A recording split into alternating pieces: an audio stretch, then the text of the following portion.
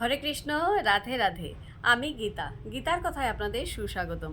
আজকে আরও একটি ভিডিওতে গীতার সপ্তম অধ্যায়ের 13 নম্বর শ্লোকটি পাঠ করছি। আপনারাও কিন্তু আমার সঙ্গে অবশ্যই পাঠ করবেন। ওং নমো ভগবতে বাসুদেবায়, ওং নমো ভগবতে বাসুদেবায়, ওং নমো ভগবতে বাসুদেবায়। ত্রিভি গুণময়ী ভাবৈ এভি সর্বম ইদম জগৎ মোহিতম ন অভিজানাতি মাম এভ্য পরম অব্যয়ম।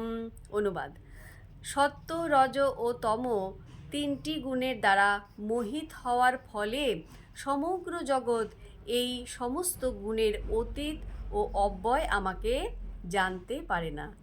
তো ভক্তগণ, এমনি করে প্রতিদিন একটি করে গীতার শ্লোক পাঠ করুন আর এই দুর্লভ মানব জনমকে ধন্য করুন। আর আমাকে কমেন্ট করেছেন বুদ্ধি দাস, রাধে রাধে। আপনাকেও রাধে রাধে। হরি বল।